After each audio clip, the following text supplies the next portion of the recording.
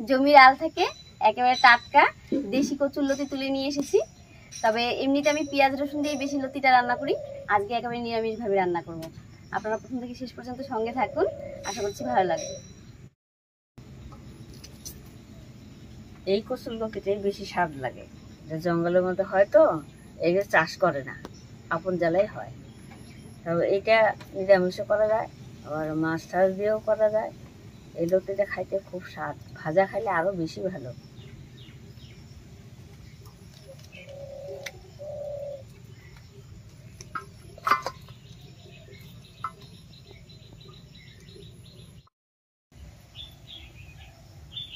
এই কচুরলতি ট্রেন না, বাবা আবার ভাজা খায়।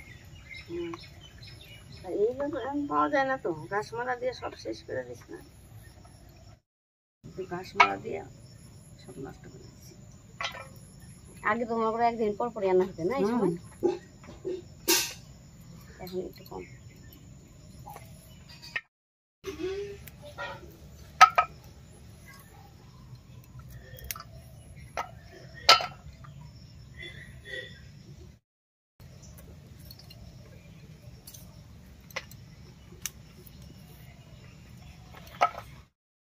দেশি কচুর লতিগুলো কিন্তু খুবই নরম হয়, এটা হাত দিয়ে ছোলাও যায়, এই ভাঙাও যায়।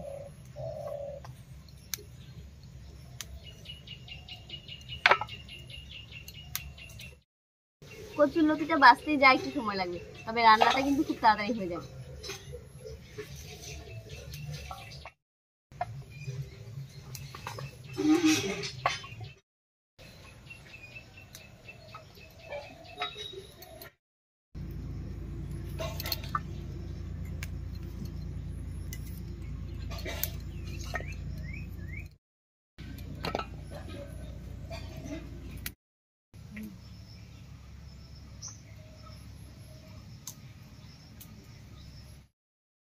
মা আর আমি মিলে বেশ অনেকগুলোই কচুরলতি কেটে নিয়েছি। এবারে আমি একটুখানি মশলা করে নেব, আর মা কয়েকটা কাঁঠালের বিচি কেটে নিই।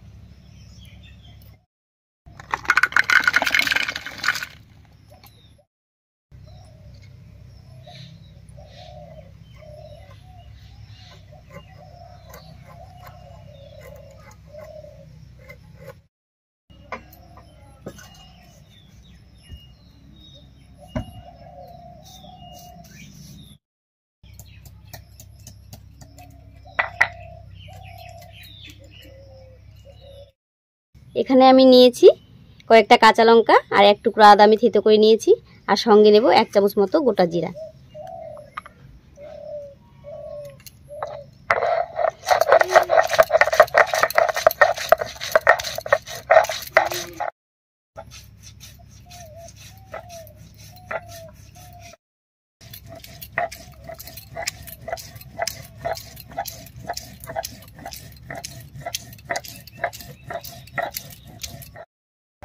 মশলাটা বাটা হয়ে গেল, একবারে নামিয়ে নিচ্ছি।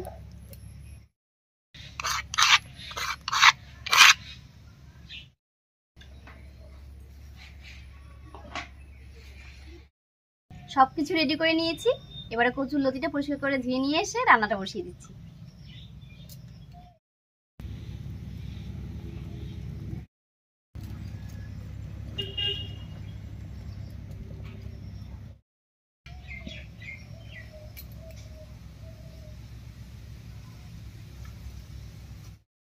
উনুন জ্বালিয়ে কড়াই বসিয়ে দিয়েছি, কড়াইয়ের মধ্যে অল্প একটু জল দেব।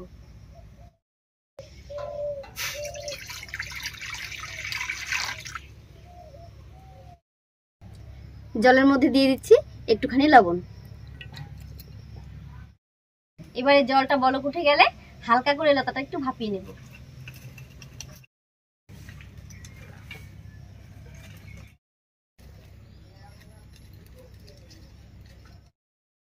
জলটা বলক উঠে গেছে, এবারে কচুরলতিগুলো দেব।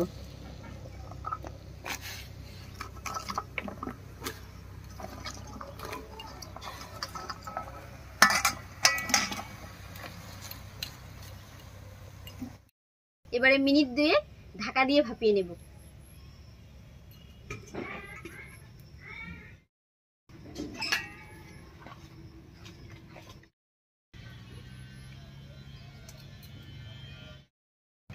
2 মিনিট মতো ভাপিয়ে নিলাম। এবার ঢাকা খুলে কচুরলতিটা নামিয়ে নিচ্ছি।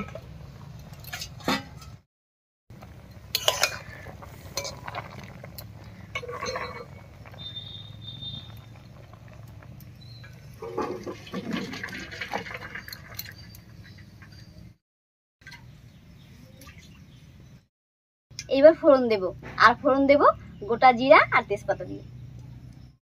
কড়াইয়ে দেব সরষের তেল।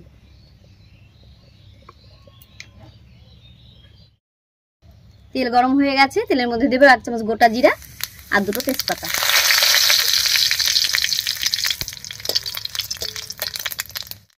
ফোড়নটা ভাজা হয়ে গেছে, এবার এর মধ্যে দেব কেটে রাখা কাঁঠালের বিচি।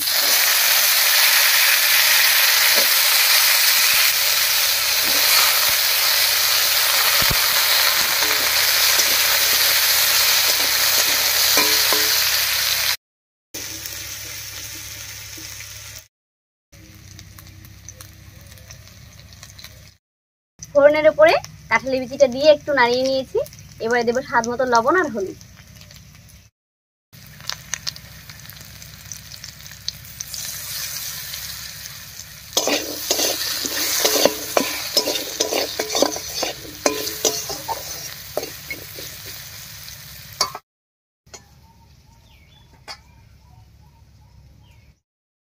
কাঁঠালের বিচিটা বেশ একটু ভাজা ভাজা হয়ে গেছে, এবার এর মধ্যে বেটে রাখা মশলাটা দেব।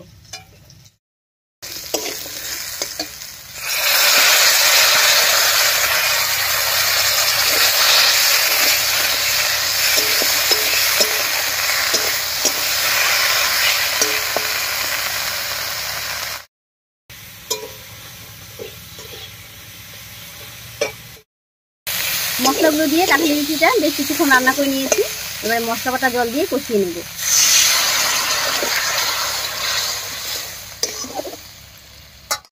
এতে করে কাঁঠালের বিচিটা সেদ্ধও হবে আর মশলাটাও খুব ভালো করে কষানো হবে।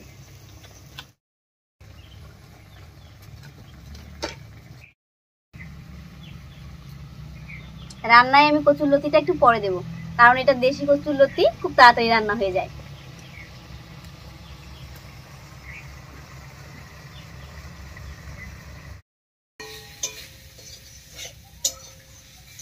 পান খাই আসলাম, মানে নেশা তো একটু পর পর পান খেতে লাগছে।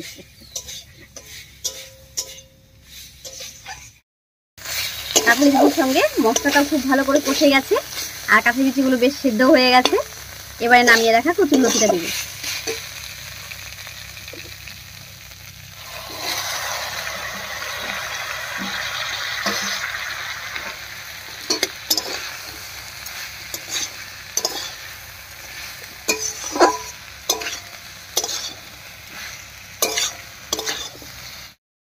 এবারে কচুরলতির উপরেও সামান্য একটু লবণ আর একটুখানি হলুদ দেব।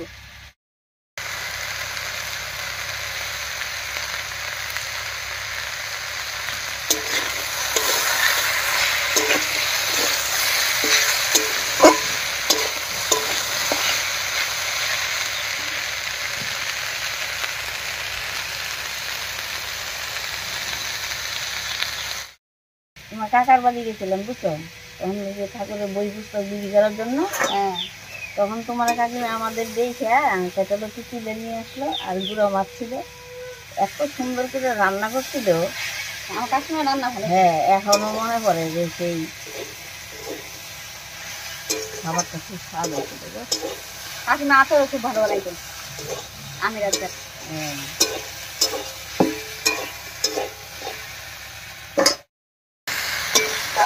কচুরলতি দিয়ে হালকা একটু নাড়াচাড়া করেছি।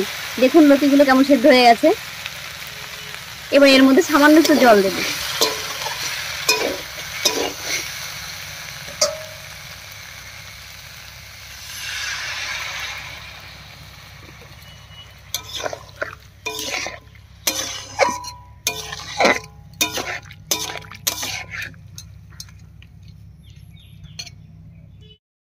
এমনি ভয় পাই কচুরলতি, কিন্তু আসলে গলায় ধরে না কিচ্ছু না। এই যে রান্নার পদ্ধতিটা দেখলেন কিভাবে রান্না করলো, এইভাবে করলে গলায় ধরবে না, খেতেও স্বাদ লাগবে।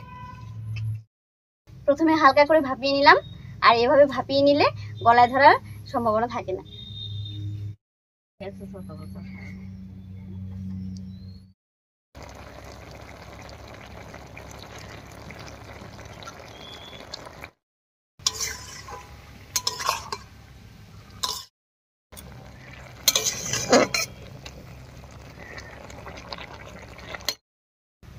রান্নাটা প্রায় হয়েই গেছে। এবার এর মধ্যে দেবো 1 চামচ মতো গরম মশলার গুঁড়া, দিয়ে নামিয়ে নিচ্ছি।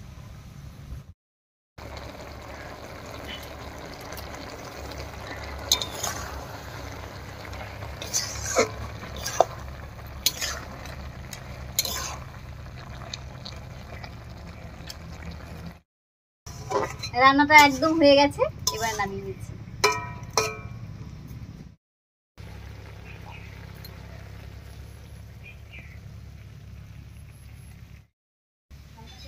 দেশি কচুরলতির নিরামিষ রেসিপি একদম রেডি হয়ে গেছে। এবারে এটা গরম গরম ভাতের সঙ্গে খেতে কিন্তু দারুণ লাগবে।